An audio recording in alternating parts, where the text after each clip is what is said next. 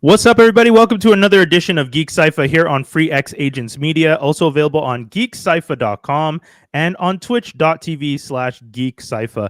Folks, we got another one. My name, Brian Holiday, and the homie to my left.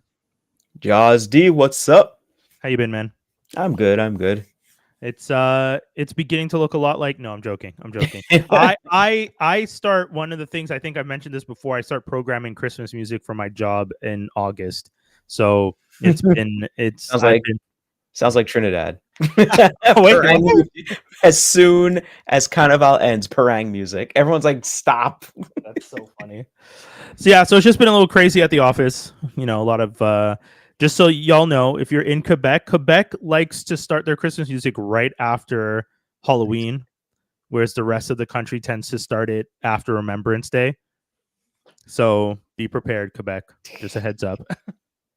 What else is going on? We got a bunch of things on the docket this week. Jaws, I know this one was close to home. Yeah, this one hits a little bit hard, especially in the Transformers community. Writer Ron Friedman passed away at age 93. So he wrote, I think, the Transformers movie. He was tasked with killing off Optimus Prime. Oh, wow. And he also worked on G.I. Joe, Real American Hero. His IMDb is quite deep. A lot of Gen Xers. He's also worked on other shows like Chico and the Man, Starsky and Hutch. Like I said before, G.I. Joe, Real American Hero. He did a lot of episodes of of Fantasy Island. Just going through the scrolling here. Bionic 6 did a lot of episodes for that. He actually did an episode of Sledgehammer. That was a really cool show. If you get a chance to watch that first season, check out the second season too, but it really goes out into the weeds. And he also worked on the, what was it called again? The Marvel Action Block.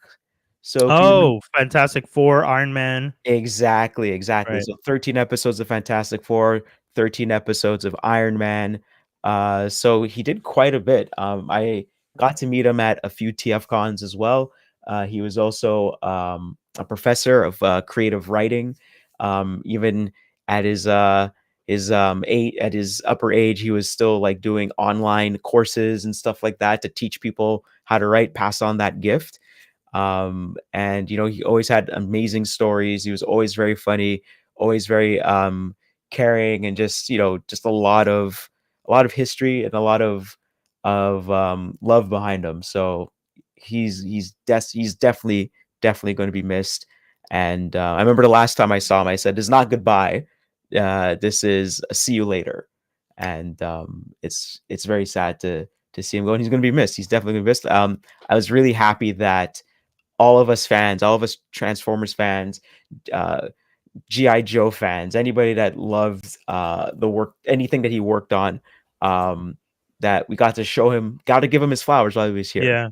I think at least to me, that's the most important thing, is that you give people like that their flowers while they're still around. So, I mean, that resurgence in popularity for Transformers really boosted all those conventions too. So I feel like a lot of those guys, a lot of those creators, a lot of those writers and stuff got to, like you said, that they got that second wind, I guess. At least it was a short period though too, because I don't feel that the gap, I mean, it seemed a little bit long, but that gap wasn't too bad, because Transformers maybe dipped off a little bit in the 90s, but by the 2000s, mid 2000s, we were back, right? And the convention scene never really stopped, right? You were going to conventions all throughout the 2000s. Yeah, exactly. There was still BotCon. He was probably at quite a few BotCons and stuff like that. So yeah, he'll be missed. Yeah. So we send our love and condolences to the Friedman family and to all the fans who lost an important figure. Always sad to have to start off the show with the loss, but there's always a bunch of other stuff going on. Speaking of someone we've lost too soon, but is being honored, Macho Man Randy Savage is getting a biopic from the last person I expected to be doing a biopic with, Kenan Thompson from SNL. Mighty Ducks and can you go to the deadline link that I posted? And oh yeah, brother, Macho Madness coming to you. Yeah, I'm on the link. What am I? What So am I? so scroll down, and if you scroll down far enough, you're gonna see an image of him and Macho Man. Yeah, young Kenan Thompson with Macho Man Randy Savage when he was, I guess, on what was the All show that that? all that? Yeah, Or yeah. is it All That? I'm assuming it's All That, but I think also this image, it looks like early 2000s, I guess. Likely, And yeah. around that Definitely time, before Macho his Man had a SNL. rap album at that time, Oh God. Okay. and he had a song. His first, I think the first track on it is called "Be a Man," and he's calling out Hulk Hogan. Oh yes, yes. I have heard about this. I mean, based on everything we've seen recently, we know that everyone had something to say about Hulk Hogan back in the day. So no, but this is cool. I think it's awesome that Kenan was able to meet him, and then also because of his position in the industry where Mhm. he continues to be an important figure and is, still on SNL, like with that Yeah. that shakeup and a bunch of people leaving. Oh, he's not he's leaving. he's not I know leaving, so he's staying. yeah. And we got Ness in the studio. Hey Ness, how you doing? What's up, guys? Hey, hey. Can you I hear me mean, okay? yeah, you sound good. Okay, cool. Yeah, we were just talking about how Kenan is doing the Macho Man Randy Savage biopic. I'm wondering, I didn't know. do we know, Jaws, have you heard anything about the Hulk Hogan one that Chris Hemsworth was supposedly? I What? haven't Yeah. heard anything new about it. I've heard about it. I remember that was supposed to be happening, and then Hulk Hogan passed away, and I haven't heard any updates, anything about that. Let's see. I'm Hulk. also wondering Interesting. if it fell out of favor. Oh, okay, yeah. Chris Hemsworth was set to play Hulk Hogan in a biopic directed by Todd Phillips, but the project was scrapped after 2024 due to a contract issue at Netflix and delays.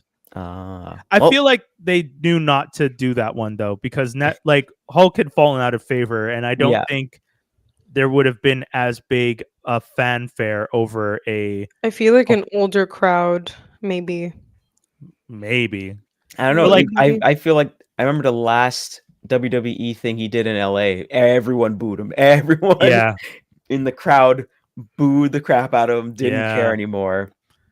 yeah. Hulk wasn't really the people's hero or champion at that point, and you know, Yeah, like I think he spent a lot of his goodwill. Sad. I mean, not sad to say. I mean, he has. He's always been doing. no, but it is sad because I mean, a whole generation of kids grew up watching him, me included, who and really liked Mhm. what he was doing, and at the time liked what he stood for, and then we watched him just burn that away, and it's Mhm. just really sad. His relationship with his family was gone. His relationship with his fans was gone, I don't. and I'm like maybe ignorant to the situation. What exactly happened?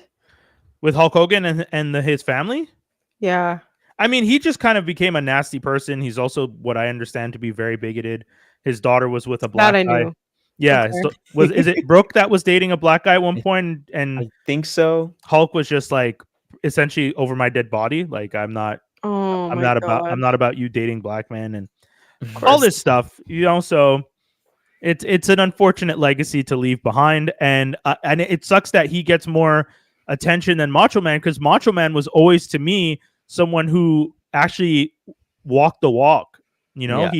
It wasn't just a character for him. He seemed genuine about that stuff. Did he do drugs? Sure, they were doing drugs, but I It's think the at the 80s. end, Everyone was doing drugs. right? That's But what I was like. the thing I always liked about Macho Man is like, his promos were really cool. Like, I remember someone said he could turn his back to the camera and still cut a really good promo. Right. And then I find it's way easier to just look up clips of Macho Man actually being really positive, doing stuff for Yeah. kids. I think the former owner of the Yankees, Stein, what's his name? Oh, the Jerry. guy that they used to talk about on Seinfeld. Yeah, so he was Sure. doing something for kids, and then he got Macho Man to come in, and so Macho Man was Cool. there and doing some nice positive talks to kids and stuff like that. He was always intense, but he always seemed like a nice guy, and he always didn't take himself so seriously.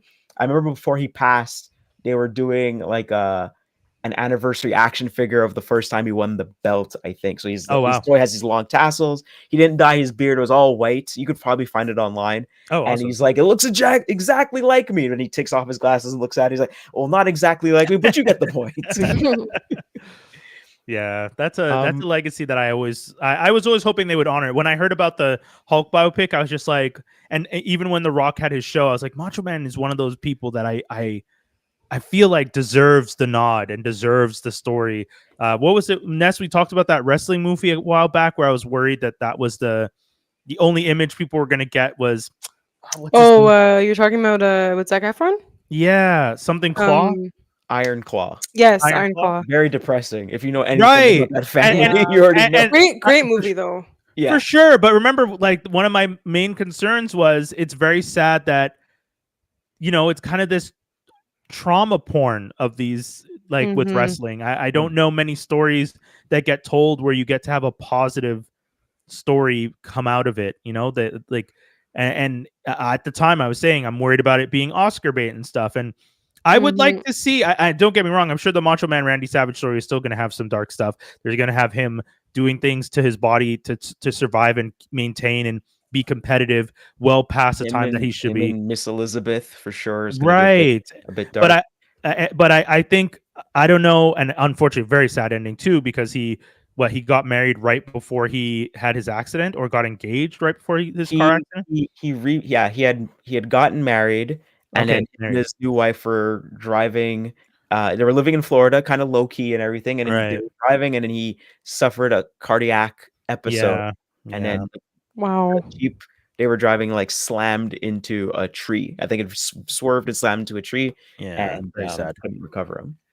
Yeah, so it's just like, I unfortunately, even in the most positive story, I know that one's going to end very sadly when it ends up coming to that part, but it's just because I feel like Macho Man's story has a little more positivity to it Yeah, than some of the others. and I also know that with WWE, there's a bit of tension with him. So Right, right, he left the company to go to WCW, right. and like they just never talk about him at all. And so there's like also a Animosity. long-standing rumor in the background about him. So I mean, I hope they can, because there's a lot of people who left and came back.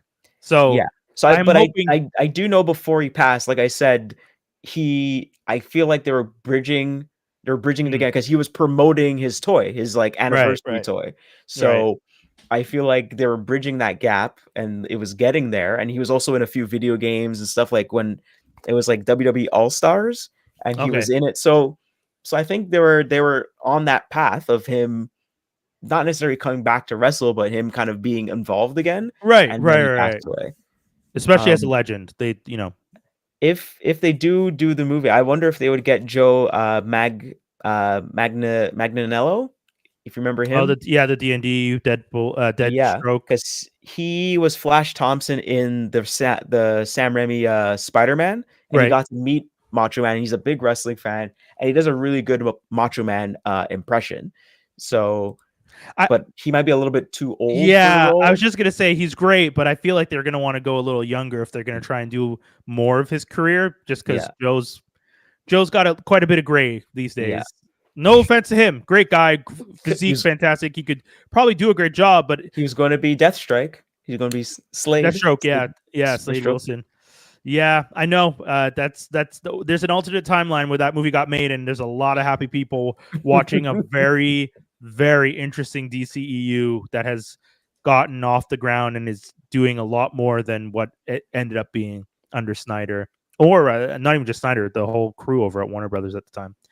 Speaking of superheroes, speaking of the DC universe, Man of Tomorrow script image has been shown, and on the cover of that was a huge brain, which led to a lot of people to believing that Superman and Lex will definitely be teaming up to fight Brainiac in this upcoming film that's coming out in 2027, if I'm not mistaken. July, we've already gotten a date.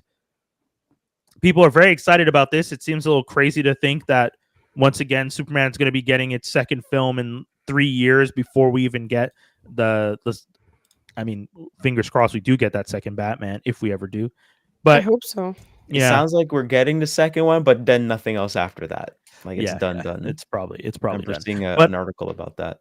yeah, but I think DCU kind of plowing forward and moving on and bringing Brainiac in is going to be very interesting, especially with the way Lex hated on Superman for just existing. Brainiac is going to bring a whole, like, the enemy of my enemy is my friend.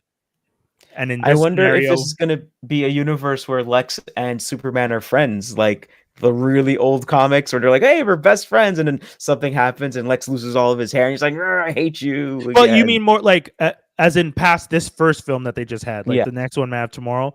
Yeah, you know what? It would be interesting if James Gunn had that first film where it's just like that obsession that Lex had, and that evil in that first film is something they overcome and actively work towards being friends. And Mhm. we get a universe where Superman and Lex kind of have that Smallville thing, but we're past the aggression part. Mhm. At the I same mean, time, sky's though, limit. yeah, at the same time, though, I'm definitely expecting James Gunn to give us a psychotic Lex Luthor who runs for president. I don't think I think James Gunn wants to go I all the way mean, on the dirty end of things. Lex running for president now. I mean, that's just reality. I mean, Yeah, yeah, like there's exactly. not much. That's It's not the nothing problem. shocking about that. And I know, and I agree with you. It's just I feel like they're gonna want to go full tilt crazy with it. Like if you were, and I know a lot of people were talking about this when the current president of the United States got into office. A lot of comedians were saying, "Please stop saying to us, what you guys must be happy. Comedy is going to write itself." The same way that people were saying that is the same way I'm sure James Gunn is like, don't expect that these Lex Luthor archetype is going to write himself just because of who's in power. There's going to be a lot of interesting things that I can do with this character that might or may not be commentary. I know he'd never admit it because, as Jordan said, Republicans like sneakers too. Like that mentality of like, y'all, either side is going to want, I want people buying tickets to my movie on either side of the aisle. So it would be nice to make a statement, but ultimately they're making these movies for everyone. So I think the first movie already made a statement. He's being a good person. Yeah, true, huh? He's just being a good person. The big statement is, hey, what if we were just and I think and I think it's also kind of pointing the finger at the Snyder movie where his dad is like, save us, don't save us, whatever. Yeah. Yeah, kind of crazy. Speaking of Batman Caped Crusader Season 2 is expected on Prime in 2026. Yay. I mean, guys, Yay. I remember watching that animated series and being like, oh, I wanted to be annoyed because you know me. I go in being like, another Batman thing? God, we don't need more Batman. And then you get through all the episodes and you're like, God damn it, they did it again. Yeah. They keep this is the problem with Batman. They keep doing a good job, and I need them to. I don't want them to pick up, but I'm watching a YouTuber online that's going through a lot of like Batman the animated series and the whole DCAU animated series and stuff, and he points out that whenever they do stuff, they're always trying to be different. They're trying to not do what they did before, right? And they're always trying to kind of push it forward. Or hey, we haven't talked about this character. Hey, let's make our own characters because we don't want to do. Hey, what if we did Two-Face, but it's his son? Ooh, yeah. They want to do something different and have each character say something different that's going on that plays off of Batman and whatever he's going through or whatever he's doing. So I think that's always a good thing about it. You always keep it fresh. And that's interesting too because Batman's been around since 1939, and that is crazy when you think about it. We are nearing 100 years of Batman. We only started getting the movies in the 80s. You know, we had the you had the Adam West the 66, movie. That does count. But I don't know many people who count that when they talk about the cinematic of Batman. Where hey man, he had to get that bomb into the sea. Remember? You remember that big bomb? Yeah. And he had the bat shark repellent spray? Yeah, exactly. But I mean, all to say, if like let's say you want to include the 66 Batman movie, I'm including it. You're still looking at quite a long run before we got to the first live action film. And now that we've continued, we're almost 100 years. We're still doing Batman. We're hoping that the Batman is actually going to get made. Batman is an important character. He's still one of the, what was it you were saying, Joss, a while ago? Spider-Man, it's the prime colors that kids tend to fall for. I feel there's always three superheroes that kids always know about: Batman, Superman, and for sure Spider-Man. Right. And by far, Spider-Man is like the more Yeah. influential one. Like Mhm. Spider-Man, Especially- but gets other characters. Superman is probably the most known. Yeah. And now one of the things I find cool is when it comes to Spider-Man, Miles Morales is a lot of kids' first Spider-Man because of the anime. Yeah, a buddy of mine was telling me, he's just like, my son's Spider-Man is Miles. It's not Peter. And I was like, same oh, for my interesting. little cousins. They're Yeah. they're like 5 and 3, and they know Miles Morales. Yeah. And I find that so cool to know that Gen Alpha's Spider-Man is Miles Morales. It's not necessary. Like, they know Miles Morales and Gwen, Spider-Girl or Ghost Spider. And that, to me, the fact that that's a pairing that they understand is so interesting, because I grew up knowing it's Peter Parker and Mary Jane, and I'm a second generation, because older kids would remember, or older people would remember Spider-Man and Gwen Stacy, because that was his first, not his first girlfriend, but the most known girlfriend that he had. So it's very interesting. Steve Ditko. Right. So it's I always say, like, the different eras of Spider-Man. You have the Steve Ditko era, and that's like what Sam Raimi and Gen X really gravitate to and love. Right. And then you have the McFarlane era, which is us, because that's Venom. Right. Like Venom, like 90s Venom. It's getting hardcore and stuff like that. Maximum Carnage and all that kind of stuff. That big explosion. I like that. Have you ever looked up the story or seen the story where McFarlane explains why Venom got created? No, go ahead. Super quick. McFarlane was talking about the fact that Spider-Man in the black suit, and this is something I've mentioned before. Everyone who reads a comic book and eventually becomes a comic book writer loves their character so much, and they always want to be the one to write that character, and they make that character bigger than life because that's how they see the character.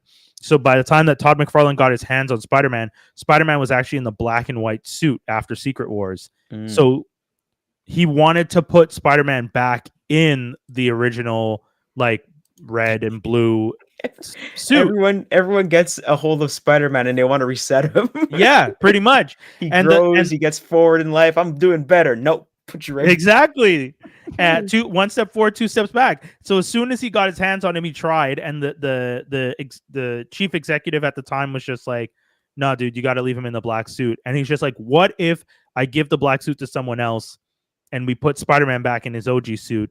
And they're just like, "All right, let's see what you come up with." Yeah, and he came up with Venom, and that's how Venom became as big as. I get that, because as an artist, you're like, I'm going to be on Spider-Man. He's in a black suit. So I just draw him and just paint him black. Yeah, exactly. Really? That's all the I'm blue doing? and red and the stuff that really stuck out to me as a kid. None of that. I don't get to do any of that. Nah, I'm not down for that. And that's interesting. Just paint him black. I was like, that's sucks. I could see that. So I thought that was super interesting. And Todd McFarlane says it was, like, in his head, he was just doing this so he could draw Spider-Man the way he wanted. And the fact that led to Venom, who is one of the most important rogues in Spider-Man's gallery, is crazy when I think about it. Speaking of rogues in Spider-Man's gallery, we have Marvin Jones III, who's going to be playing Tombstone in the brand new day live action for Peter Parker's upcoming return to the big screen. I like that Tombstone's getting love. Me too. Tombstone was in the animated, the Across the Spider-Verse, or Into the Spider-Verse, sorry, the first one. And then he's now going to be in the live action. I think Tombstone as a character is super interesting. What's his powers, though? Like, he just doesn't breathe? Like, I'm always confused. That's the only thing I heard about him in the 90s. Like, I don't need to breathe. And that's it. I'm like, what else is there? I don't get it. The latest animated Spider-Man show, the one that was supposed to be a prequel but ended up being its own thing, showed Tombstone as someone who got not infected, but he got changed, and because he got changed, he started to get, like, tougher skin.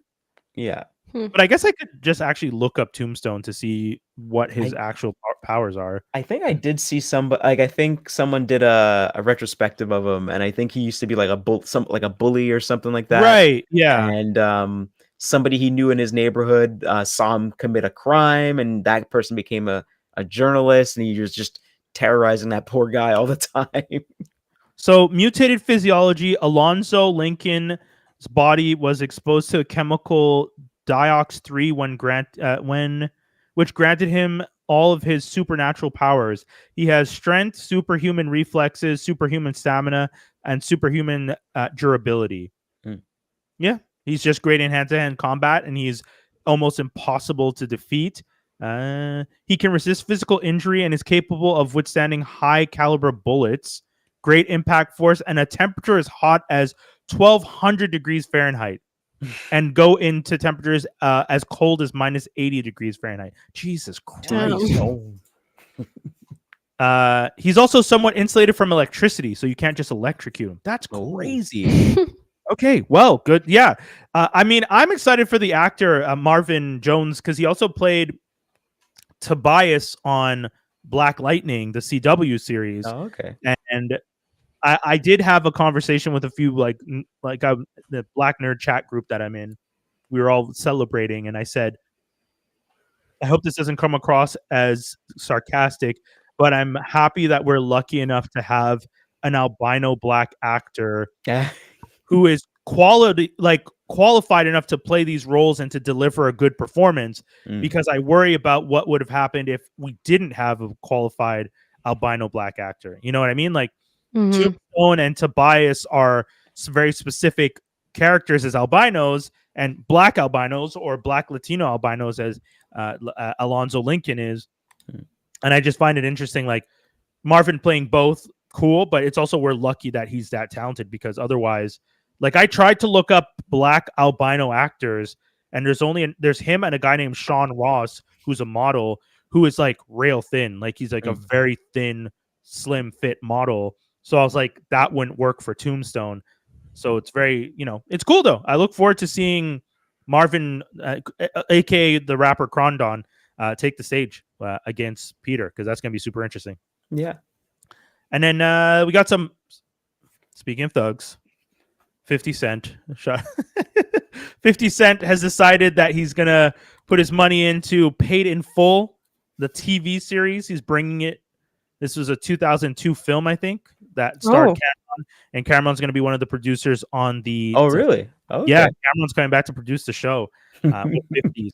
That seems pretty cool. Character was wild in that movie, man. Right.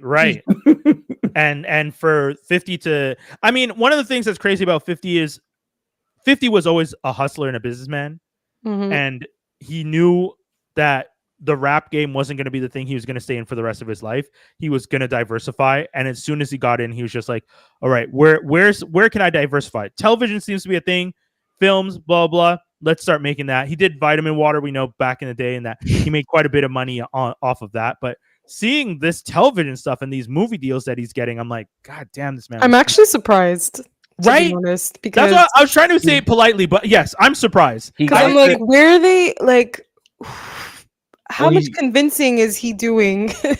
Because I'm just like, how is he getting these deals? Like, I don't even understand. Well, he has a production company, right? Yes, but I'm just saying, if I'm a producer or if I'm a studio, and the person I saw 20 years ago, 50 Cent, the rapper, bulletproof vests, doing all these music videos. I forgot about that. Yeah, like kind of being crazy in the streets, continued razzing on Ja Rule, doing his whole thing. And here we are, like 20 years later, successful producer making these movies, and they're willing to give him these shows and these things to produce, and they're making deals. I think that's fantastic. Well, it's just I didn't expect these executives to feel that comfortable, and that's great. I think he always has to make sure that he's delivering on what he's saying that he's going to deliver. For sure. What was that movie? He got to work on that movie where they finally had Robert De Niro and Al Pacino. They got to like finally work together. The movie wasn't great, but I think 50 Cent produced that movie, and they were both cops and stuff, and he got to act alongside of them. So like he actually got to do like, one of the things he got to like squeeze in between them kind of thing. And this is after Heat? After Heat, yes. I don't know the name of the movie off the top of my head. Righteous Kill? I think so. 2008? That sounds about the right time. Right. Yeah, that is pretty crazy. 50 Cent, Righteous Kill, 2008. Yeah. Sadly not a great movie, but I'm pretty sure this is underneath his production company. I know, man, you're not wrong. Like it's smart moves, and that's the thing. Like, I'm not saying people can't change, and I respect that 50 has done it. It's just that in a world where these execs to me seem like they were gatekeeping a lot, I'm happy that 50 was able to do it. I'm just wondering, what was his approach? What did he do differently that other people in the past haven't been able to do? I think wasn't one of his business partners Jimmy Iovine or something, or one of the executives from Interscope or something, and I think that was probably his business partner, and like they would like work together, and that I'm pretty sure that's how that kind of worked. And that's great. I'm sure his movie Get Rich or Die Trying, the true 2005 movie that he made, that's also the name of his first album, first big album, because he was putting out mixtapes and stuff like that, probably definitely helped as well. And he's like, you know what, I like this little slot that I made for myself. Let's keep going on in this direction, because I think they're expecting Eminem to do that with 8 Mile, but he was like, no, I like rapping. This is what I want to do. And I think they were offering him stuff, and he was like, nah. Or sometimes it fell through, or because of other drama that was going on in his life. I feel like you're touching on the thing that one of the things that I was thinking about. Like, there's other people who have done this or have appeared to be going down this route before, and they didn't necessarily were not successful. Yeah, so that's why out of all the people I've seen in the industry trying to get that lift off, 50 is not the one I thought would actually get the plane in the air. Yeah, and not because he's not I think smart. Will Smith would count, right? I wouldn't consider Will Smith, only because his rap career turned into an acting career almost immediately. Like, almost through necessity too, because of it kind of happened through Fresh Prince. Right. Yeah. Like that Fresh Prince, and then he had 8 degrees or 6 degrees of separation. That was like a big acting thing, and then huge acting, and he's fantastic in that. And James Avery really pushed him to like continue acting. Yeah, because that movie he's doing something so different, and he's showing his range in that that it's like you couldn't ignore him. Yeah. And 50, I think when I watch Power, and I know that 50 like the Power universe is 50s, like 50 being the Dick Wolf of like the drug trade show, is kind of crazy.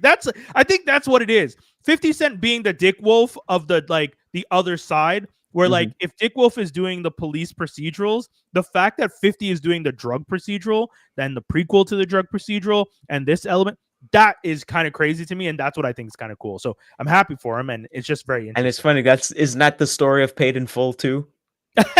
Boston, I don't even remember. Full circle. Yeah. That's crazy. We got a pretty crazy trailer that we're gonna pull up. We're not gonna put the sound on because we're gonna be talking over it a little bit. But I feel this is one of the few times where I feel like I should warn people about the graphic, the content you're about to see, because when I watched this trailer the first time, I was like, this is probably one of the bloodiest. This was one of the most bloody trailers I've seen for a video game in a minute. So, you got to look at the original one. This is not even the original? This is not the original one. No. This was when it came out after the movie. There's when I came out. Oh, the video game. Yeah, but I'm saying this specific game, this is the first gameplay trailer. Oh yeah, for this one. Yes. Right. So we're talking about Marvel's Wolverine. This is a gameplay trailer. It's about 1:51. We're going to be talking about some of the stuff we're seeing. It's going to be a little crazy. Not a lot of gameplay. Not a lot of gameplay. Kind of like cutscenes and stuff. But just, again, fair warning, there's a lot of graphic imagery in this.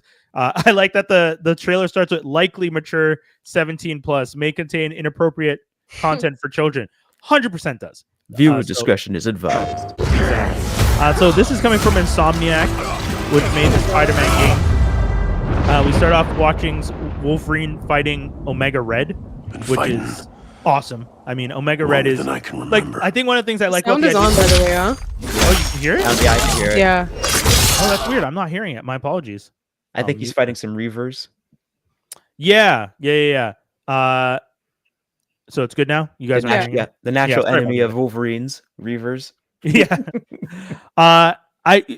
Wolverine is one of those characters that has, again, deep rogues gallery, and Omega Red being someone I never thought Omega Red in like a fighting game, sure, but like Omega Red being like this villain that you're seeing is super interesting to me. and the graphics on this, I mean, again, like Jaws said, it's not necessarily gameplay, but there's some this one is gameplay. gameplay, I would say. Yeah, this part, the part where you see him kind of doing berserk stuff, he's like leaping. Yeah, the claw, like God, it's just so much blood. I like in the Spider-Man game, there was no blood, so this feels insane. Even the claws popping out on the bloody knuckles. My gosh, games look so realistic. Yeah, the healing factor in this is great. I'm also excited for the fact that this is going to be a video game that's going to take place partially in Canada, I hope, because he should be in Canada at some point at the beginning, ideally. Fingers crossed. And Mystique is there. Yeah, we get to see some cool Mystique action. Do you think you get to play as Mystique at all? That I don't know. I mean, if they do, then cool. she's probably like a stealth mission kind of thing. Yeah, that's what I was hoping for. That's what I'm thinking. Like, because one of the things with Insomniac, I genuinely did not like playing the Mary Jane missions in Insomniac. I got that they were important, but running around with someone that has no powers when I want to be swinging around the city as Spider-Man was always the most like that to me was the fun part. Well, they always try to like slow it down. They want you to do a little something else. You don't want to get bored with the gameplay. That's usually trying to pull, and or maybe they got stuck with something and they're like, oh, we need to kind of chop it up because we have to scrap this other thing. This is easier to do. I've had a few people tell me that, and I get it. It's just like video games is an amazing medium where, oh, we couldn't do that. We cut it out. Oh, this is how we're doing it because we don't have enough time, and you just have to roll with it. And it's always funny that people at the end of it, like the players are like, oh, this was arterial intent. This is what they intended to happen. It's like, no, we ran out of budget there, so we had to scrap that. We had to move it along. We couldn't do that, That's crazy. But I'm excited. Something I liked about the old game that was based off of the Wolverine movie was whenever you got shot and you were losing health, you would actually see your skin kind of coming off and it'll go down to the bone if you're getting really low on health. Jesus. And then as you regained your health, you start to heal, but then the clothes you were wearing is like gone. Oh, okay. So it's just like you just be all bloodied, and then slowly but surely the blood is like leaving. I'm wondering if one of the elements of the gameplay is going to be that Wolverine can on his own heal in the game, or if he's because like in Spider-Man for Insomniac, when you're playing as him, if you get enough time and you do enough things, you can kind of heal yourself from, I don't know what it's called, but there's like a way to heal yourself when you're playing as Spider-Man in Insomniac. Like from dying? So when you're playing Spider-Man in Insomniac or Miles Morales, eventually you can your bar fills up and you can use that to heal yourself. Right. And I'm just wondering if the Wolverine game is going to have something like that, or if it's going to be more of a Wolverine already has a healing factor, so you don't have to overthink it. He's just going to heal after a while. I'm sure there's going to be a point where they have some kind of serum or something they could shoot him with to stop him from healing. So just like how Old Man in the movies where they, no one likes the third X-Men movie, but the third X-Men movie really sets off all this extra stuff that happens in the later Fox X-Men movies where people's mutant powers are getting suppressed. And right. The big overarching thing is that the big company is buying up all the corn, all the other farms, and then putting that serum into the soft drinks and stuff. So that's why everyone's losing their powers. Right. That's why that's why that keeps happening. That's a dark thing, man.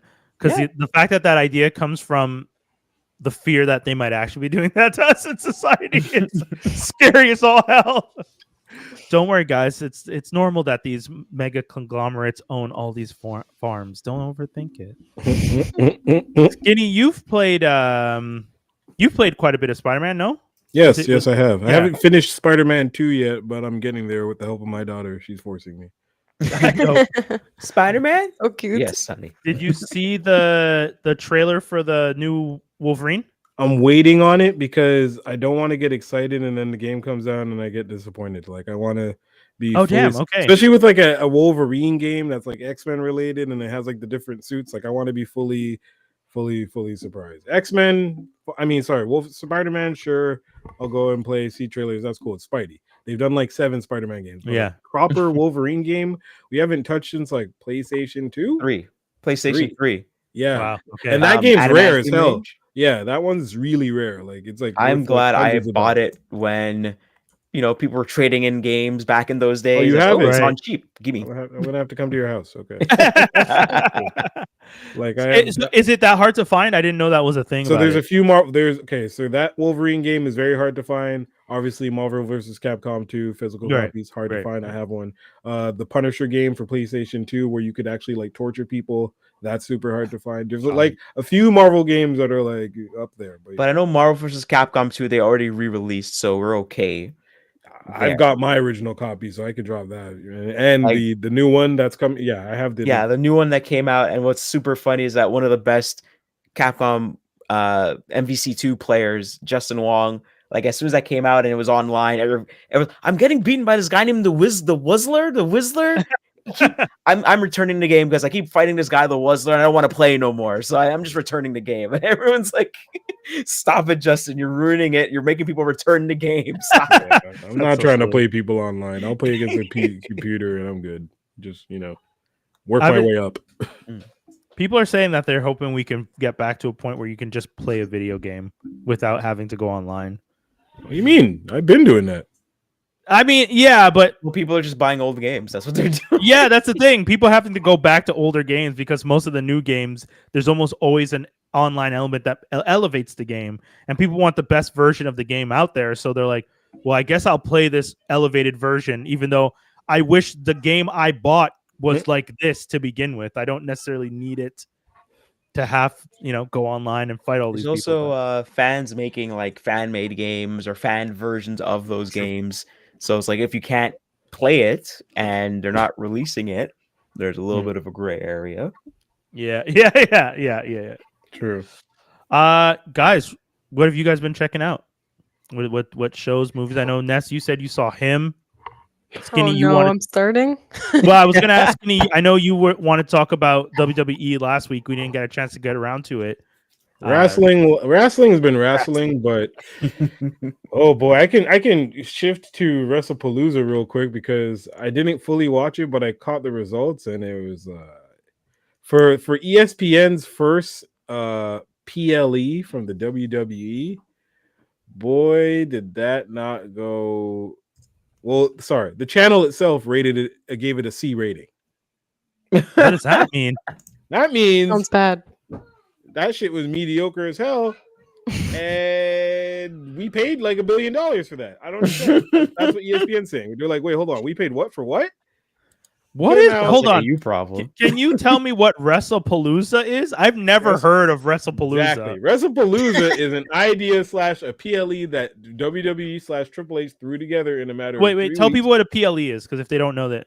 A premium live event, aka the new name for what a pay-per-view used to be, but because Gotcha, there's no okay.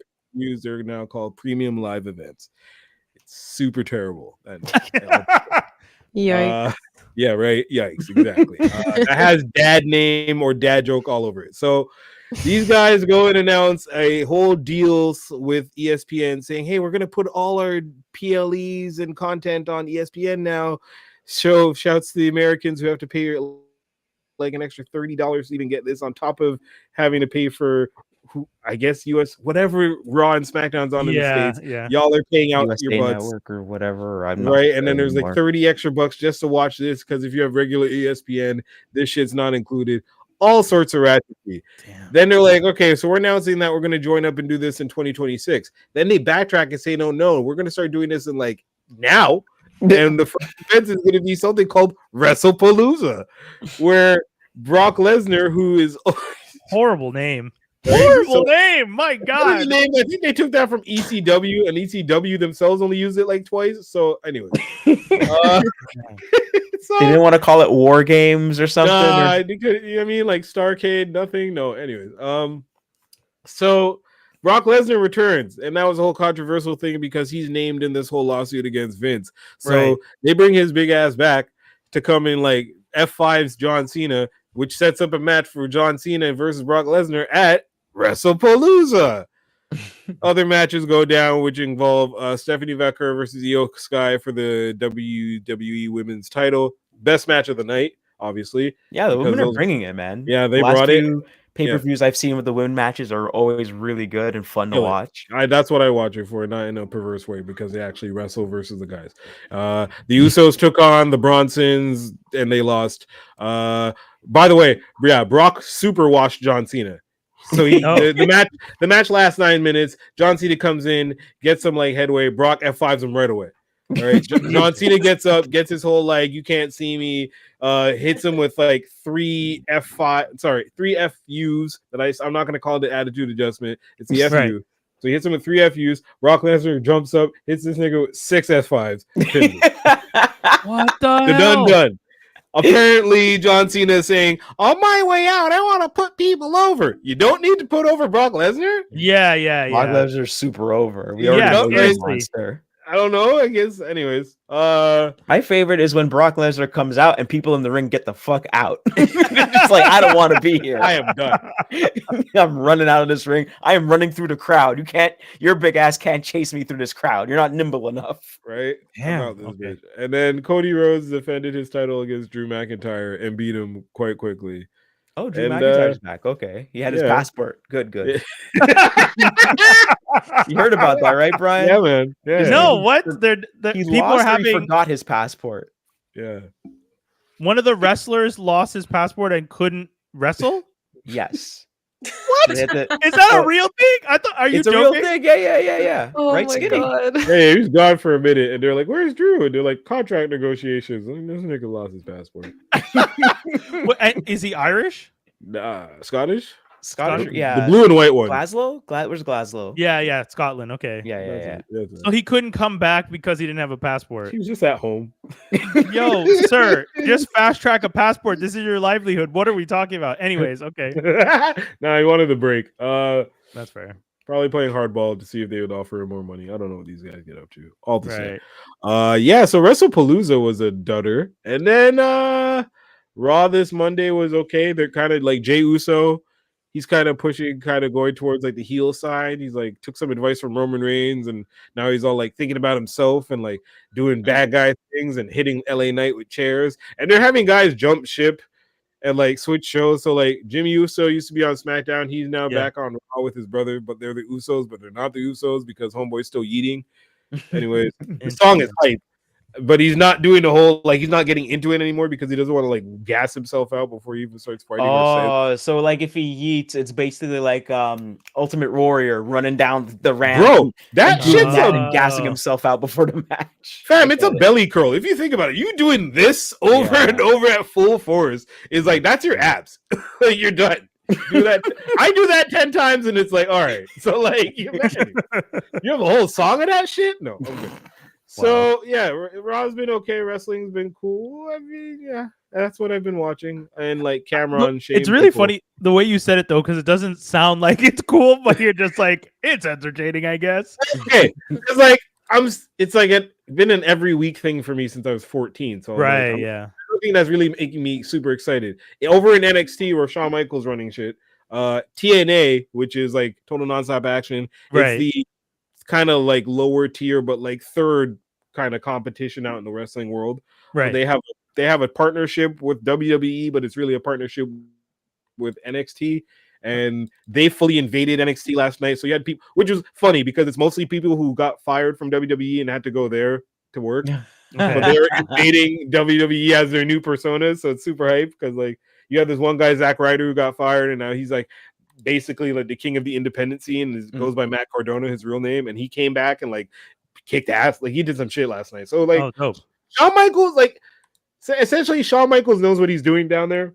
Yeah. He runs it like the way we used to like it when we were 14. So like if you want that feeling, you watch NXT, and if you just want to know what's going on in WWE, you watch what Triple H is doing. But hopefully one day they might switch or have Shawn do something over here, or right. Because it's hype over. And Matt Cardona is super cool because he likes figures too. Like he's a toy guy, so toys. it's always fun watching him like find toys and stuff like that. Also, Shawn Michaels is cool because you could tell he likes black people. Mad black champion. No, but I'm not even being a dick. Listen, Obafemi, big black dude, NXT champion. Trick Williams, current TNA champion, even though he's an NXT guy. Interesting. Wow, hold on. They have what are these? The 4 guys that they suck. Hold on. Okay, dark shade or dark something. The dark order. Yeah, it's dark state, which contains of like. Okay. A mixed breed guy like Happy, right? 2 black dudes, another white dude, tag team champions. You know what I mean? Like the only white champion in NXT is a North American champion. I'm not saying anything to say anything, but Triple H, you look over what's going on over there, and how. Okay. Well, the running, I think the running joke with Shawn Michaels in NXT, and it's like I think Shawn Michaels hired another female wrestler, and it's just all black women with big butts. And they can wrestle, and they can. It's not even like they're for show. They can, And then, who's on the mic? Who's commentary in NXT? Booker T. And remember, wasn't there one where the 2 girls did their butt move, and you just hear Booker T dying on the side of the car, like, oh, my god. Stephanie Valkyrie, who's Chilean, and Jada Parker, who's Miss Parker. She's like, yeah, she's funny. Hey, I mean that. I'm shocked, but happy. I mean that is pretty. No, Sean but I mean, like we spend our whole lives watching, like Skinny was saying, we've been watching wrestling since we were like 14, 15, and there was a long period of time where it's just like Coco Beware was one of the, and not British Bulldog. Who's the other guy? Junkyard Dog. Yeah, those were like that's old. Yeah, like those were the guys. To talk about Too Cool Scorpio. Yeah. Like the representation of black wrestlers were very specific, and Ron Simmons was the first heavyweight in WCW, so that was a big deal too. Yeah. So like hearing that there's, I don't want to use the D word because all these Flower State kids will get mad. Neckbeard kids. You word the diversity. Oh no! Bad word. Well, you have to remember, like back in the 90s. I said the D word. We'll say that word. You have to remember too. Back in the 90s, they had the Nation of Domination, and that was like the pro-black. Yeah. You have all these black wrestlers, and you just shove them all into one stable. And like, done. Yeah, They're all in one group. They all come out at the same time. This is their segment. They got dashikis. Deal with it here. God. Anyways. 90s. So it's not Papa Shango. Oh, speaking of wrestling, freaking Godfather. The guy that's the Godfather / Papa Shango. He was in Montreal. Why was he here? I don't know. Why not? Why not? But like what?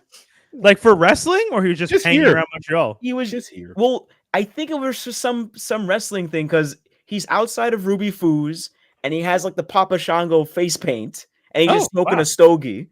And then there's another one where he's at some bar, and I'm assuming it's downtown. Yeah, and he's just drinking with some buddies, and buddies. They said BSK. I'm gonna say, how is the BSK members in Montreal? Okay, so for those who don't know, BSK was like the gang of the OG WWE that contained like Undertaker, Papa Shango, Yokozuna, Rikishi, like mad dudes that were like super cool backstage, but also friggin' bikers.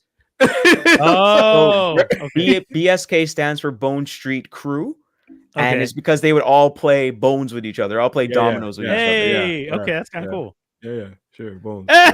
Skinny's face. Yeah. Fuck did that get down here, eh? Yeah, well, you just got members in Montreal who play bones with you. Shut up. Yeah. Hey man, Montreal. I mean, we know Canada has its wrestling. And we're pretty low key. Like you can come to Montreal and be very low key, and that's the other thing. Maybe 1 or 2 people. Oh, hey, let me get you a beer. You know? Hey, is that the Godfather? No. Don't ask questions. No, it's not. Don't. Has everyone ever told you look like the rest of the Godfather? I get that all the time, man. I get that all the time. Speaking of him, no, I'm joking. Oh wow. Wild segue. Wild. Such a segue.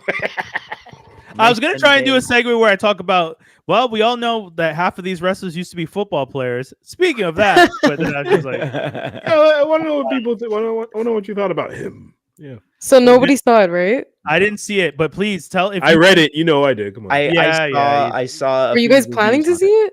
I want to see it, but I don't care about horror movies. So a horror movie's not something I hold in high regard and can't be spoiled for me. It was a little too I leaning don't to the care. devil for me. Yeah. I would, yeah. Okay, that I get. That's fair. I wouldn't say it was like scary. Okay. I hear it is gruesome though. It is gruesome. Yeah. It is gruesome. Yeah. It's not scary though, but if you're not good with blood, like Ew. it is very what's the word? gory. Visceral. Yeah. Very gory. So tell us a bit. Tell us, the Wayans continue to make successful movies. The family legacy continues. This is a hot take. Run it. Uh-oh. Run it. Uh-oh. This is a hot take because I actually liked it. Oh, damn. Wait, hold on. The hot take is you liked it? Yes. So, like, Is it not doing well? It's doing terribly. Yeah, ain't nobody like this shit. I read it. I was like, Doing ew. terribly. Oh, you didn't hear about Everyone is hating on Marlon. it. Marlon was like, hey, even though sometimes I do movies that the critics don't like, it still kind of comes out to be a classic in the end. I did hear him say that, but I didn't realize he was talking about this film. Yeah, Like, I just this thought he was one. talking about. Oh damn. Okay, so hit me now. I'm even more. Yeah, interested. so everybody has been shitting on it. Oh no. It's been getting the worst reviews. Oh, Everyone is like even shitting at not shitting, but like everyone is getting mad at Jordan Peele. You didn't direct it, How are you though. First of all, I have to say because I realized even yesterday, like a friend of ours came and he thought it was a Jordan Peele movie, and I was like, no, He's it's the not a producer. Jordan Peele Flashing his movie. name in the promos. But I That's don't fair, think- yeah. But he's not the only one. A lot of people think it's a Jordan Peele movie because they were No, I quoting know, it with 'cause- his name. Yeah. Vibe. But it says He's produced never doing by, that again. He's never doing that again. produced by. Yeah. It was not directed by him. It was produced by him. Very different thing. Yeah. So just want to put that out there because everyone's hating on him. And Yo, You you might know- have to say that louder because this guy is better. because I feel like people are gonna like almost not want to see his next movie because of this, which I don't think is fair. Yeah, because he's So- working on one right now, right? Like Yeah. he's working on a Yeah, film? he is. Yeah, okay. But my friend literally said like, oh, like even Nope, I didn't really love it. Like I'm not really feeling his movies, and I was like, wait a minute, this is not this is not his Yeah. movie. Like he just produced this. Like, damn, I like give Nope. him a chance. I mean, I should say I enjoyed Nope. I don't know if I can Them say I dudes are enjoyed gonna it. have to pay him big bucks now just to have to clear his name because boy. Yeah, I they put enjoyed Nope too. Yeah, they put his name across this one, him a lot. So Yeah. because I mean, full press runs have been people talking about his involvement, but people don't necessarily pay attention to the details. They just director, read the yeah. headlines. It's like, But you Marlon- know why? Mm, It's because the director is not really like a known director who's done things. yeah, Justin So- Tipping. Yeah. So I feel like if they kept if they didn't really promote it as Jordan Peele's production, people would be like, who is this? Who's this director who I mean, I've not never to- heard of before? Not to be disrespectful, but I'm looking at this guy's filmography, and it looks like Comes to I'm looking at TV shows. I'm not looking at films here. Like, Well, it would have given him Yeah. some grace, I think. with the by credits. the way, though, I will say good shows like Flatbush Misdemeanors is a great show. 20s. But these are shows he directed. Yeah, he directed episodes of these shows. Okay. Dear White People, 20s, Yeah. which was Alina. What's her name? Lena. Okay, so this is his first feature Yeah. film. I'm trying to see. It does appear he directed a movie called Kicks, but I don't know if that's a short film. Oh, I heard of that movie a while ago. 2016. No, Kicks is a 2016 film, an hour and 20 Yes. minutes, I think I seen it. and he directed that one. A 15-year-old boy whose dream is a pair of fresh Air Jordans. Soon after he gets his Yes. hands on them, I actually and stolen seen this by a local movie. hood. Okay, yeah. Hour and It- 20 is a short run, though. Goddamn. It wasn't bad. It was actually a pretty good movie. Yeah, so I mean, his last film was 2016, and then he directed a bunch of TV episodes of popular TV shows, and then he got co-signed by Peele and then the movie Him with a solid cast. So it is a little sad to hear that people aren't loving it. Can you tell me a bit about the film? Like why, like you saw it. So what do you think are some of the reasons people aren't fucking with it? So, that's actually a good question. I think, well, first of all, I think the trailer is misleading. Oh, interesting. Because I definitely thought this Um, is about a black kid getting into the football and like giving up his soul to get ahead of the game in the game. Okay, yes, that is what it is. I'm like, no, well, yeah. seems pretty accurate from what I heard. So funny. Seems pretty spot on. Well, I don't know No. because what I've heard from other people, like, Can I I say don't want it? to. Yeah, go ahead. So like, it's not that Okay. what you're expecting to see at the end of this film, which is why I was like, no, I'm not about to see this. Yeah. Isn't there? Satan doesn't show up. Oh yeah, because I I- thought the devil, like Nope. he's selling his soul. I don't mean figuratively. I mean I literally thought there was like some sort of demon deal the way they're depicting it in the Well, there trailer. is. Okay. There is some sort of like weird demonic Like witchcraft things going type on. thing? Yeah. Okay. Yeah, Okay. there is. But it's not like black and white. It's not that simple where it's like, oh, there's just a demon who like takes over. Okay. Okay. Like it's Not a like a bit, crossroad demon deal. Like Yeah, I meet this person, I no. shake a hand. Okay. it's not that direct. Okay. But I think people didn't like it because it was very exaggerated, Mm, kind of in your face with like the points and the ideas, I guess. And maybe Okay. people took that as like okay, we get the point. You don't have to keep.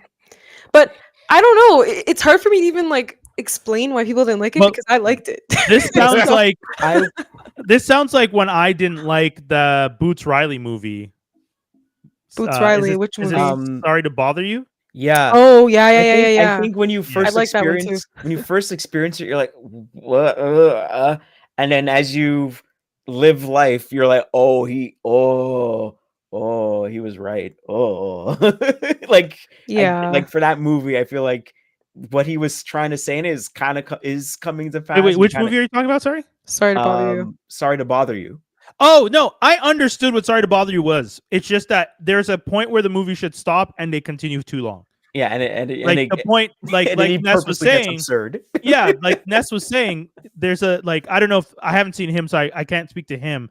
But if they did similar to what Boots Riley does in Sorry to Bother You, there's a specific point that you're making that you get to a certain point, you've made the point, you've hammered the point home. But in Sorry to Bother You, they elevate the point again by adding that the final that like kind of extra third act that I'm like, yo, you What- already made the point you're trying to make. What Why are what we I've making heard, it again? What I've heard is that I'm trying to I find guess some the like first 2/3 are good, and everyone's him? like, okay, you're coming along with it, and then For the you movie get for to him? yes, for Yeah, him, okay. and then from what I've heard, the last part of the movie, it feels like it rushes the ending really quick, and it doesn't feel as concise because they want to do something cool, and then it just ends, and you're like, wait, what? It's Like I it did- always like it doesn't earn the ending, and I Yeah. remember someone was pointing out it really feels like the production company started to meddle in it and said you need to wrap this Oh. up right now because Yeah. you're Wrap it going up, too B. long, and we need this movie to be shorter so we can get a return on our investment, and so we can more short more screenings. times in the day. Yeah, So you need screenings per day. to get to that ending. Well, what's you the know? runtime for the film? Is An it hour and something? it's like almost 2 hours. oh, okay. Okay. Yeah. But that's like it seemed like it might have Oh needed no, a it's an little hour and a more- half. Oh, Sorry? it's 9 him It's an is hour a and a half. 90-minute film? Yeah. Yeah, that definitely sounds what Jaws is saying. Yo, your reaction. Oh, Well, just what? 90 like a 90-minute film in 2025 is so rare. I know some people love those, But remember, if you're a first-time director, you could usually get bullied out by the but production. that's the thing, he's not a company. first time because he did Kicks in 2016. Yeah, but 90 minutes, fam. I don't know. I mean, I- yeah. like Yeah. So I'm reading some of the like bad reviews, and people are Okay. basically upset that they're saying it's just so silly with how much they like derail, which Oh, okay. I feel like people these days are pretty sensitive to exaggerated not well, I guess in a way exaggerated ideologies of Right. like a certain thing. So it's basically like speaking on the fact that the American culture really like obsesses over football culture and like For sure. how serious it is in America and Mhm. how serious they take it. Yeah. So this is kind of Isn't making the combine one of the like most important things in football? Like Yeah. Yeah. like people watching like these athletes, and people have compared it to like slave trade because they come and they have these guys like running and they're like checking their weight, they're checking their One- stats, they're checking. Yeah, one of the weird things about it is that you're there in your shorts, and then they're measuring your biceps, they're measuring your Mhm. Yeah. chest, Yeah, like you're on exactly. the selling block. There's a scene basically. like that actually in it. Yeah. Yeah, and But yeah. like I could understand why. I mean, this one of the funny things about America, and Hmm. or I should say, people who are fans of a very specific Sport. like sport or element, like, because I don't want to limit it to sports, but if you are told that the thing you like is problematic, people get defensive. Exactly. And if you make a film pointing out the problematic elements of this very important sport to America, hmm then the People are gonna have a reaction, problem. yeah, people are gonna be like, whoa, you can't comment on this sport that we hold so dear, And I which think they've been doing. So I feel like that's kind of in a way what it is, but Okay. people are also people don't like being uncomfortable, and I think this movie makes you uncomfortable Mhm. Yeah. because it's such an exaggerated depiction of like of football culture, yeah, and I would put this movie in the same category as, for example, Childish Gambino's Swarm, right. and The Substance. Yeah, like it's an exaggerated idea of like beauty. It's an exaggerated idea of fandom and stan And- culture. Exactly. So this is like an exaggerated idea of football culture Right. and how people can take it too far. Right. So I thought it was good, but I understand. I think a lot of people just can't get with this type of Yeah. movie because it's like it's too exaggerated. It's too extra. Like, yeah, obviously, no shit. It's Yeah. not realistic. Like Yeah. this And won't happen in usually- real life. But And usually people don't like their football movies like too realistic, too honest, too like, hey, there's a problem. Yeah. Too with much this. of a commentary. There could be a problem with this sport. Like Yeah. Any Given Sunday is one of my favorite Yeah, football movies, boy, but it's not. what? But it's not telling you, hey, football's great. It's like, Yeah. right. football. Exactly. I mean, No. Yeah, so you this know? is basically like, just to give you a quick synopsis, he's basically since he was a kid, his dad was like obsessed with football, got him into football. They would watch football together. And they were growing up, he would watch Marlon's character play football on TV. Okay. But then fast forward to like I think it's like 14 or 15 years later, his dad passes away. He's playing football, but now he's like in the college leagues and he's like doing really well. And obviously he's trying to like make it to the league. And then This he is gets our the lead character, Cam, yes, played this is the by lead Tariq character. Withers. Okay. Cool. Yeah. So he gets the opportunity to train with Marlon's character. Cool. Isaiah. To Isaiah, yes, because he's thinking of like retiring. So now they're looking for like the next quarterback for the team. Okay. So he gets the opportunity to train with him. And so basically the whole time he's training with him, you're seeing all these like it's an extreme Yeah. it's an extreme of view or of it of them training, I guess. And so he starts seeing and realizing like what the football culture is really like, and he doesn't Yeah. like it. He's like uncomfortable about it. He doesn't know what he's getting himself into. Right.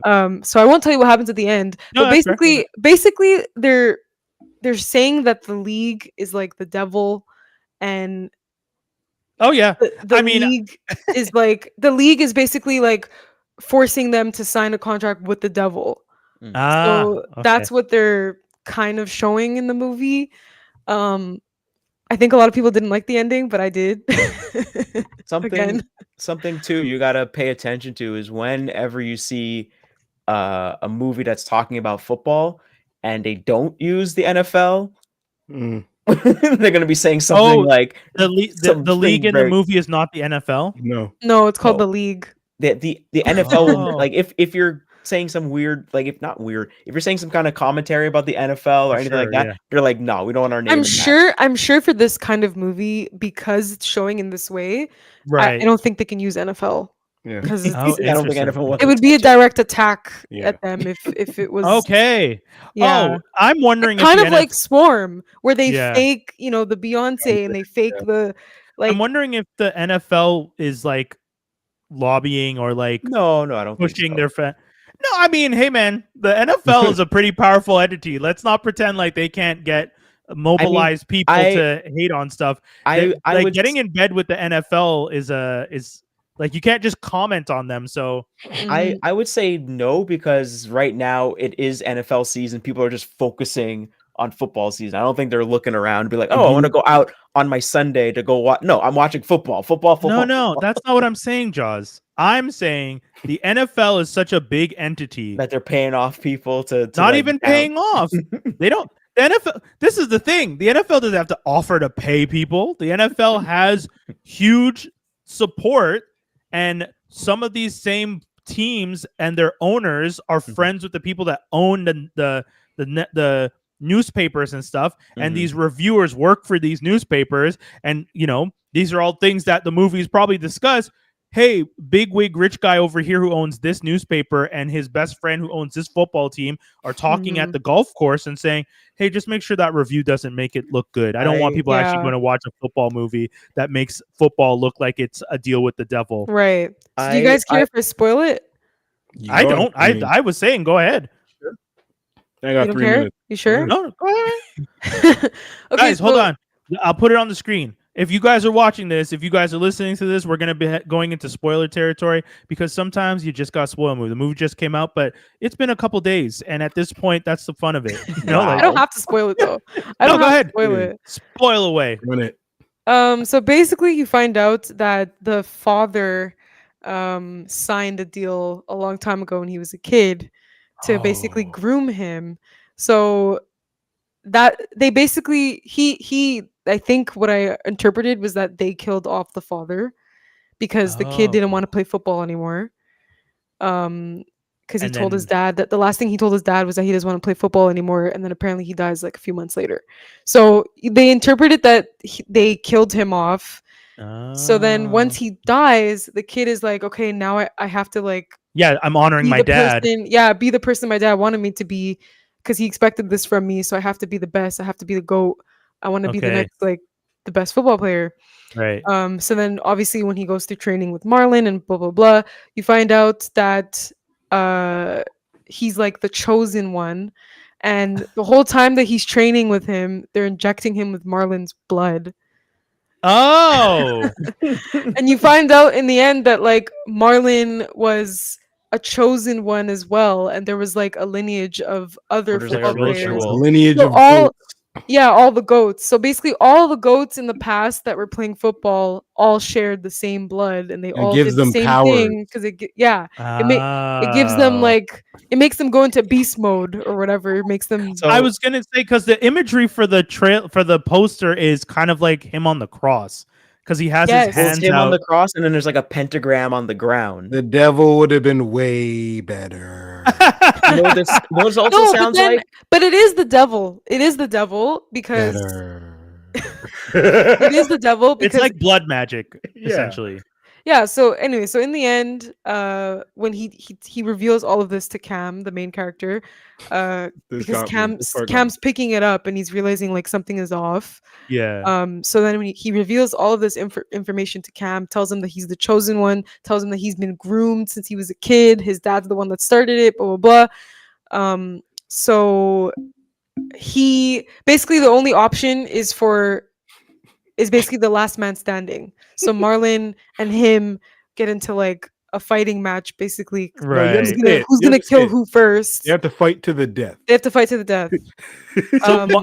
So the goats throughout history have been dying at the hands of the next goat? chosen one. Yeah. Oh my god. What kind of Highlander But they shit is that? know. That's some Team But Highlander they shit. know. It's weird. It's like this weird. Honestly, it was giving a lot of cult vibes. I'm not gonna lie. Well, I mean, that was the whole point. Yeah, It was the whole I was gonna point, say yeah. football definitely has cult vibes. So he does end up fighting to the death, and he Okay. wins. And then you think he's gonna sign the deal with the devil, but he Right. decides to say "fuck all of y'all," and then he kills them all Oh. Oh wow. and walks away. Wow, this really is Boots Riley type movie.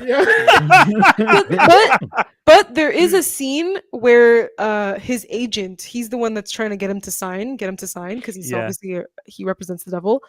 There is a scene where he doesn't kill him. He leaves him like alone. Like he doesn't he decides not to kill him. Okay. But then all of a sudden in the background you see him like something happens to him, like he explodes or something. And So it's like they're giving you the idea that like the devil, basically everyone who signed a deal with the devil has control over and he can kill you and whatever. But because right. Cam never signed, he's able to walk away. Oh, interesting. Is the agent played by Jim Jeffries, the Australian comedian? There's a character named Marco, or is he played by Tim Heidecker? What's his a guy name? named Jim what? Jim Jeffries. There's Jim Marco and there's Jeffries. Tom. I just want to know which one was, Oh no, he plays the doctor. who played what? Who was Tom? Tom in him. Let me just see. Tim Heidecker. Because here's the thing, I didn't know Tim Heidecker was in this movie, and I hate Tim Heidecker. I can't stand him. Every time I Tim see him in a from the movie, regular. Heidecker. What is he from? he used to have a Tim and Eric show. Oh, okay. Tim I think it was Heidecker is the agent. Okay. You get to see I him don't know if I'm going to explode. be able to see this movie now because I genuinely. He's barely in it though. Oh, good. Okay. 'Cause Yeah, I he only has don't like a few that dude. scenes. I can't. He's really stand like Tim. a puppet type thing in the Mm. like he's not an important role. It's weird. Like Heidecker is the one of the few actors that like when He's I see him. annoying. And yes. Oh my God. Yes. Every time I see him in a show or a movie, it pulls me out because seeing him reminds me this motherfucker sucks. Like that's my Yeah. first thought every time I see He's him. really annoying. Every time he's so fucking annoying. All this to say, there's gonna be a second one, Wow. Really? Oh, really and it's called Goat.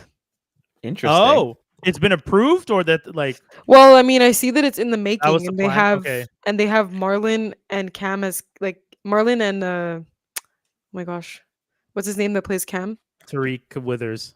Yeah, they have him and Marlon listed. So I don't know how like legit it is. I'm hoping that it does well enough that they're willing to greenlight a sequel. So because maybe it's one of those things like the two movies together make the whole experience better as opposed to just the first one. Because some people don't like the first one. Yeah. They're like that second one might help sell the idea more. I don't know. Yeah, I don't know. Okay. All right. Okay. That's yo. You like I was kind of I'm- for it, then I'm against it. Now I'm like maybe I will see it. So I'm hoping that there's Roller coaster. a extended edition. oh of maybe it, yeah. like a director's cut. Oh, and then- maybe Goat is the French. No, I'm so confused. Goat would make sense for a French title. I'm shocked But the it wouldn't be title the same wasn't. actor. It might That be a doesn't make any sense. different. It might be That a wouldn't- different. I think it's the title in a different language. Oh yeah, I could see that. Wild. Okay, and the fact that Julia Fox is in it also kind of crazy. Well, Oh I'm yeah, I'm like looking at the list of these actors, and I'm like, this feels nuts. I Um, hate though her script was, Oh yeah, she wasn't great. but it's how they wrote her. Honestly, Yeah, that's fair. That's fair. I was going to talk to you guys a quick minute about Marvel Zombies. I know some of you may have watched Marvel What If, and Marvel Zombies was one of the most popular episodes from the What If run. So Marvel decided they were going to expand that and do a Marvel Zombies series. It's 4 episodes, and I have to say, I didn't love it. And I thought I was going to be alone because I know like the Marvel animated universe fans are pretty diehard. And when I watched it and got to the end and the way it ends, well, the thing that bothers me about it is it feels like they were trying to do Marvel Zombies while also doing what's it called? House of M. Oh. There's like a whole thing with Wanda and Wanda wanting to be like, let me fix everything by just controlling the entire world and everything will be fine. And you have the kind of a ragtag group of people who are fighting against Wanda, who has essentially converted everyone into like the army of zombies that show up towards the end of this thing is like looks like billion people strong. It doesn't even make sense how many people are trying to attack this group of like 10 people. And this being one of the first real introductions of Blade to people felt unfortunate, because I was like, this is not a great example of Blade.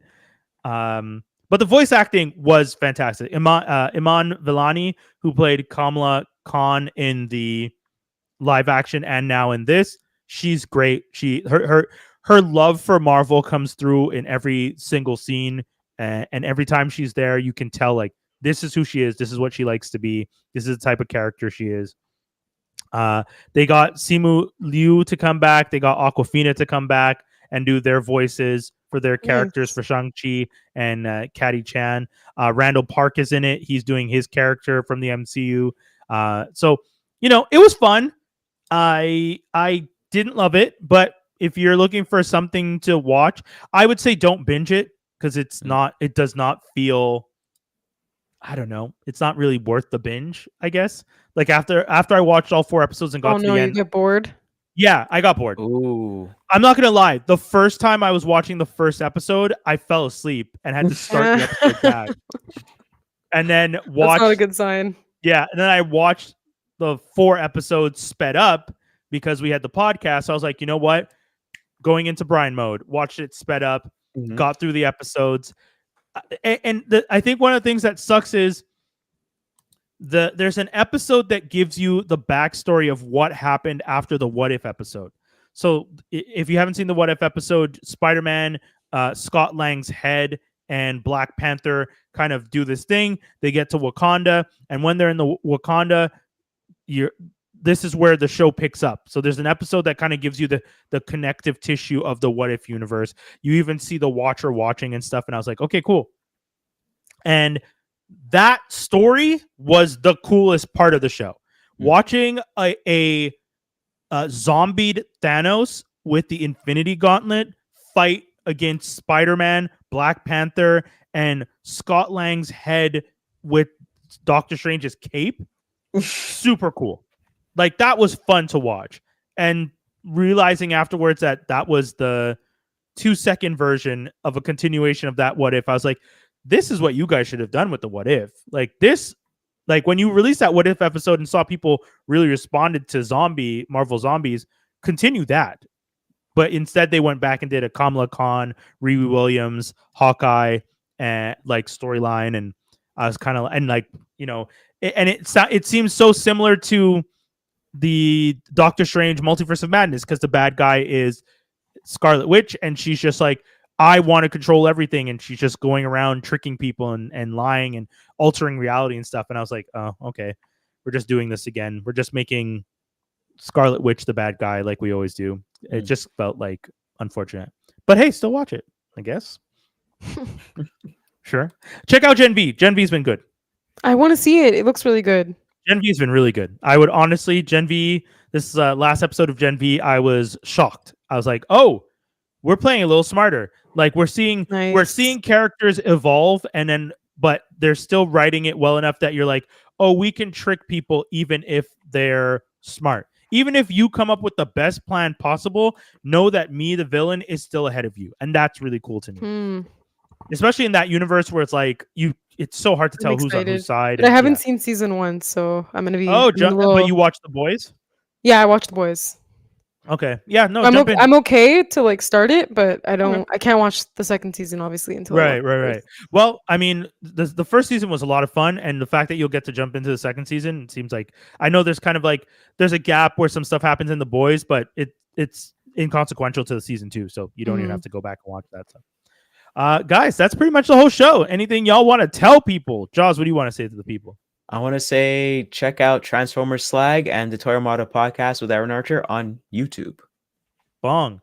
Don't forget Reasonable Troublemakers. It comes out on Tuesdays. Shout out to TT and his co-host. I'm going to be a guest on the show sometime soon. They're having me come through. Nice. Also, next week, Tuesday is International Podcast Day. So if you have a chance on September 30th, go check our back catalog, support, share the podcast with a friend. We might have something special. We might put out some like a little bit of content here. Then we'll see what we can do. We'll see what we can figure out. But we appreciate y'all for tuning into another episode, and we'll be back soon. Peace, Whoop, y'all. whoop. Peace.